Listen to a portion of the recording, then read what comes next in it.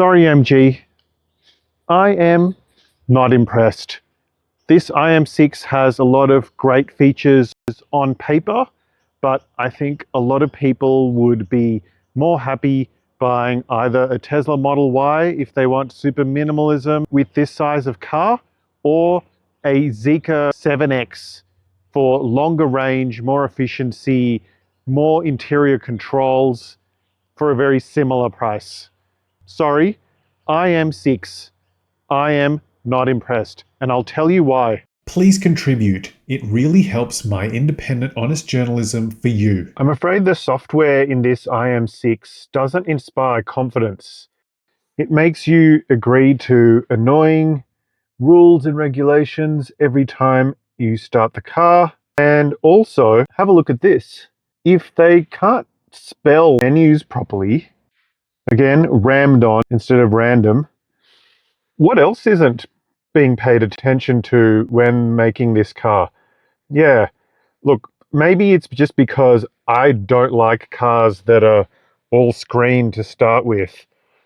I do not like that pretty much all the controls in this car, apart from the stalks and the windows and the electronic door lock, that's pretty much it. You've got two controls on the steering wheel. I much prefer the interior layout of the Zeekr 7X, which I hope to review soon.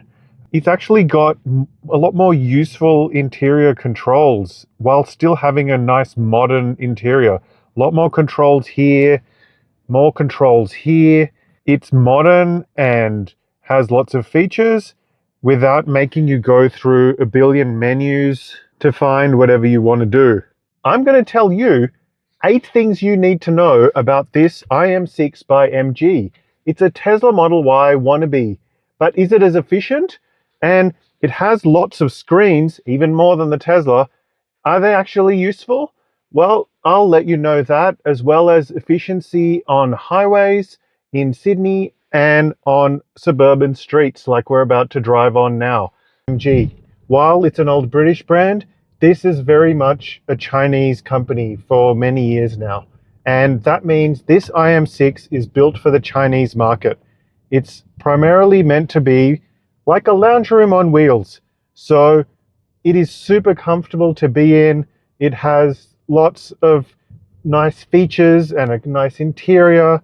But while it has a lot of raw performance in a straight line, this is not a particularly fun, dynamic handling car to drive in. One of its main competitors besides the Tesla Model Y is the Zeekr 7X, which has come to Australia and is selling in pre-orders like hotcakes, whereas these IM6s and its cousin, the IM5, which is kind of like a Tesla Model 3 shape, not selling that well so far. Let's start with efficiency. I drove this car from Liverpool to the inner west of Sydney, and I was quite disappointed, to be honest. Yes, this is a big, heavy car with a 100 kilowatt hour battery, but still, it's about 20% less efficient than a Tesla Model Y. To compare with another car, I have the MG 477 long range, and as the name suggests, it has a 77 kilowatt hour battery for a 530 kilometer WLTP range. This car has a 100 kilowatt hour battery for 550 roughly WLTP range in kilometers. That's only 20 kilometers more, but 23 kilowatt hours of extra weight to carry around. That gives you a hint of how inefficient this car is. The second thing is this car is all screens, even more than a Volvo EX30 or a Tesla. So you have to be comfortable with using controls on screen, sometimes hidden deep inside menus on this secondary sub-screen. You're not going to have more controls available like its competitors. What about the third thing? I really miss that there's no one pedal driving full stop, just using the accelerator in this car. I really like driving that way in my MG 477. Speaking of my own car, this car is faster in raw speed, but it's not as fun to drive as my own car because my own car is lighter. This car also, dynamics are more designed for comfort. My car has a bit harder suspension, a bit more sporty. This car is much softer. It'll soak up the bumps and potholes more than a more sporty, dynamically set up car. But yeah, while it'll zoom along straight in really quickly, it's not going to feel super fun on twisty roads. The fourth thing is, while you can turn most of the annoying alerts on this car off, the speed sign alerts are often very, very pestering because they pick up things like a school zone and they beep at you for driving faster than 40, even though it's well out of the school zone time of day. For example, now 10:20, well out of school zone time in Sydney. Now, what about some good things? I have complained a bit, but the fifth thing that you should need to know is this is a very comfortable car. Apart from some lower areas, like down here where the speaker seems a bit basic compared to this metallic, nice looking speaker here, and the plastics lower down in the lower console storage area feel a bit basic and rough wearing. I mean, that's okay. You aren't really going to look down there very often. The bits that you can see, like here, here, here, they're pretty soft, comfortable. I'm sure you could drive in this car for hours and feel really comfortable and luxurious. Heated and cooled seats, ventilated seats. It's got all that kind of stuff without any emissions. It's got a sunroof for people who like sunroofs. Catch there though, there's no built-in sunroof cover. MG IM say that it's the thermally treated glass so you won't get too hot, but I'm 6'3", so my head is pretty close to this sunroof. And yesterday when the temperature was almost 40 degrees, the top of my head felt kind of hot. I was wearing a hat while driving on that day. The sixth thing you need to know is, does it have decent boot space? Well, I'll show you that while I'm talking now.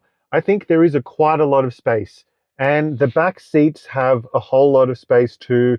I mean, you'd hope so, because this car is about 5 meters long. So if you didn't have decent boot space, decent space to sit in the front row and the back row, you'd be kind of worried where that, car size space went.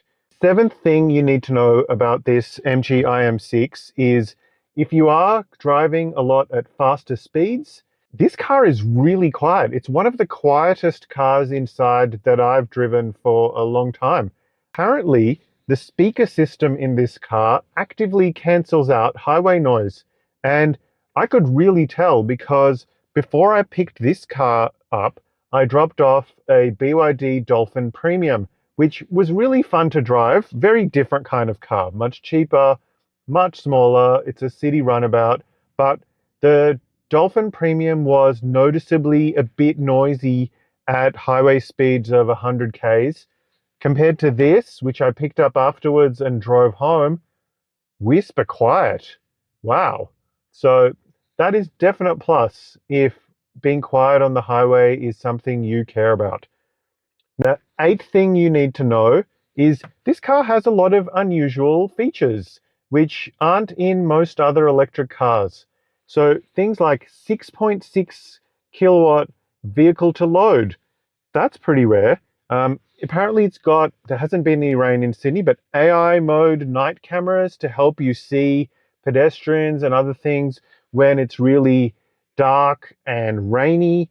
There are magnet holders in certain places in the car with accessories like this, and you can stick them in different places. Also in the back seat, there's a place to stick magnets as well. Yeah, so that's a bit unusual. And of course, crab mode, where this car can kind of drive sideways and move into parking spots that you would not expect such a large car to be able to fit into easily. People who buy Electric cars that are marketed as a bit more premium expect a more premium dealership experience. MG is selling the IM5 and IM6 in a corner of their existing dealers, and yeah, they've zhuzhed up that corner a bit to make it look nicer. It's not a very premium atmosphere with dedicated sales staff for IM visible all the time. What do you think? Thanks for liking, subscribing, and sharing my videos. It really helps me make more videos like this for you. And have a look at the suggested videos up above. I'm pretty sure you'll like those as well. Thanks, and see you later.